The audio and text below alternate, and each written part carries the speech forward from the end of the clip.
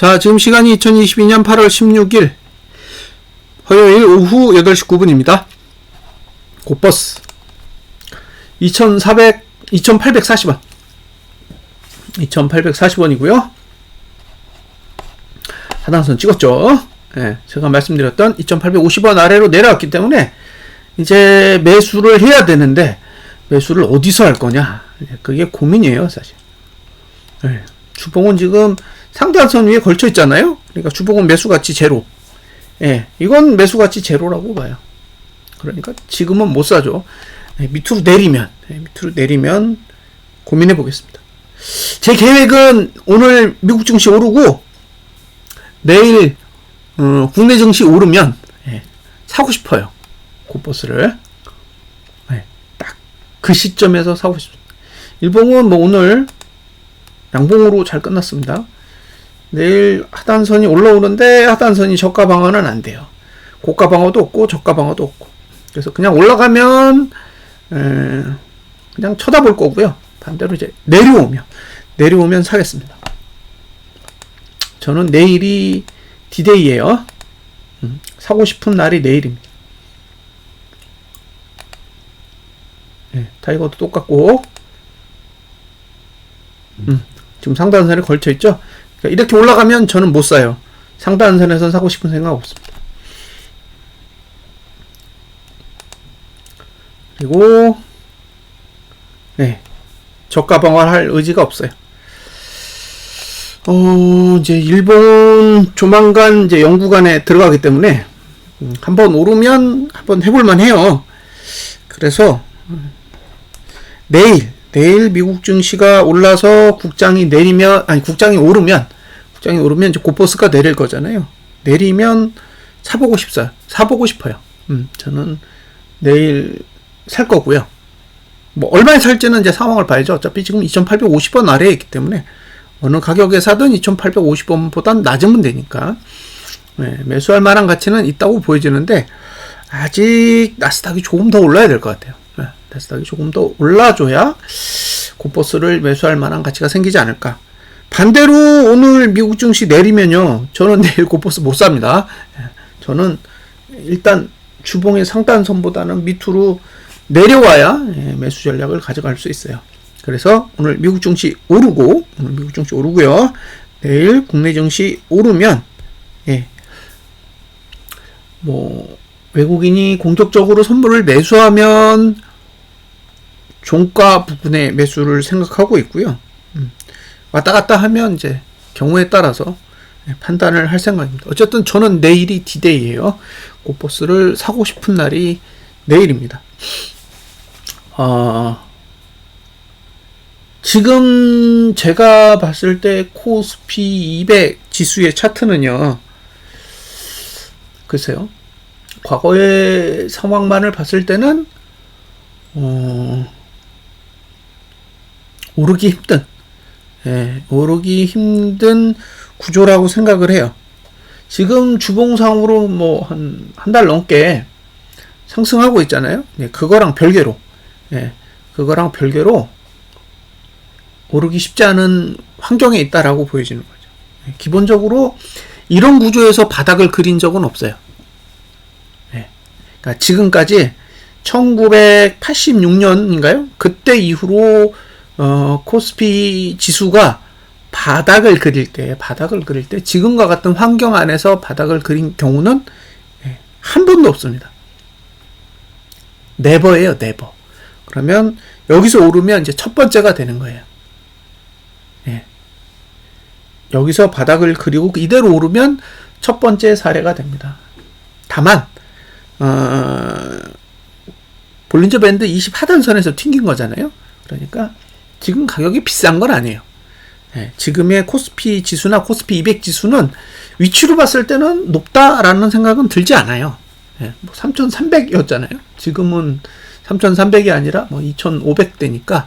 그리고 코스피 200 지수로는 449까지 갔었는데 지금 331이니까 고점 대비해서는 상당히 낮은 위치까지 왔기 때문에 지금 가격이 높다 또는 과하다라는 생각이 들지는 않습니다.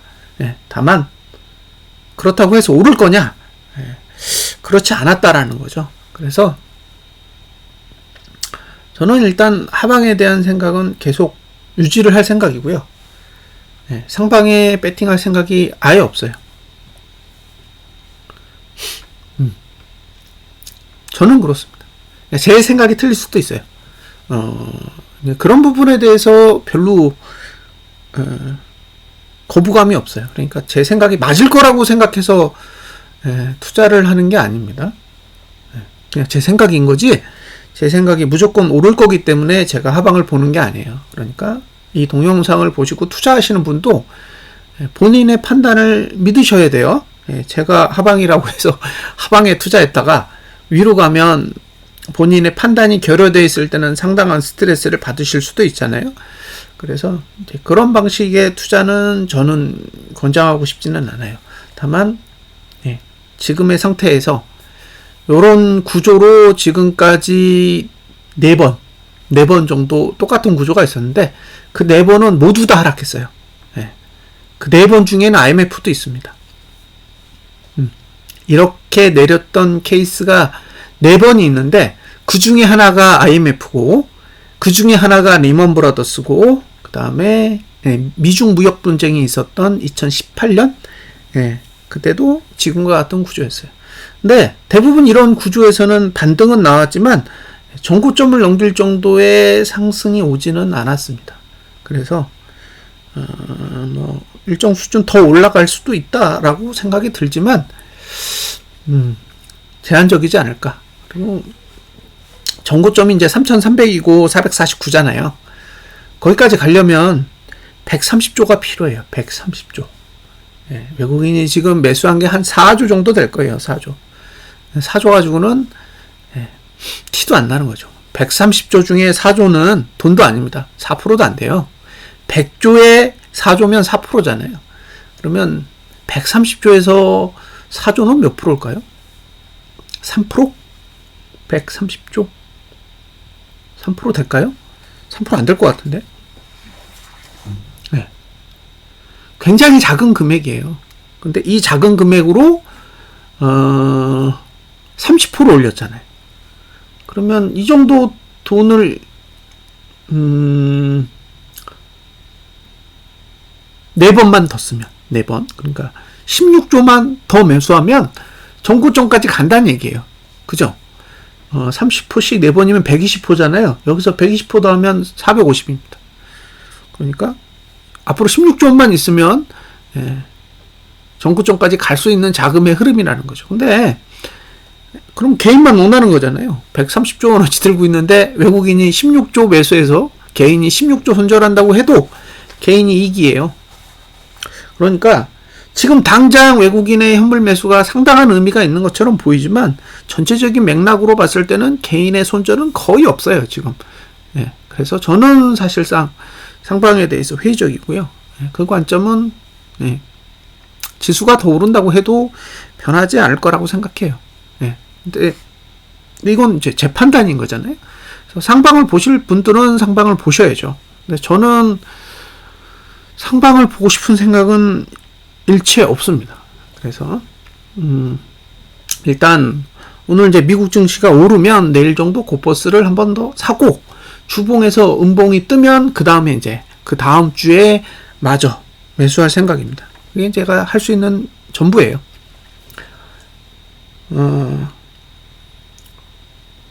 어떤 판단이 옳았는지는 시간이 증명하겠죠. 다만 저는 고버스를 팔지도 않지만 지금까지 지금 3,400원에서 2,800원대까지 조정했잖아요. 한 번도 매수한 적 없어요. 그러니까 비싸게는 살 생각이 없습니다. 비싸게는 살 생각이 없고 최대한 저렴하게 사고 버텨보고 싶어요. 자, 여기까지 분석 마치고요.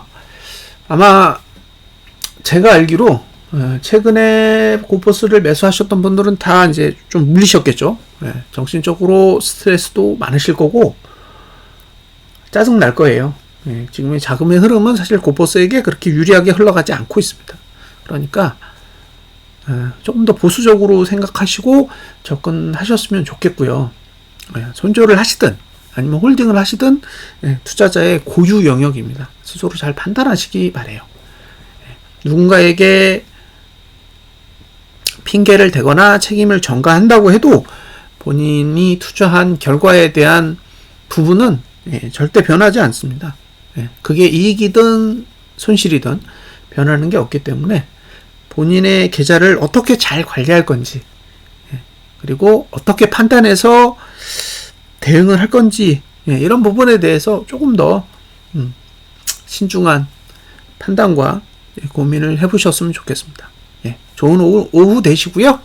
자, 내일 다시 동영상을 올려드리도록 하겠습니다. 감사합니다.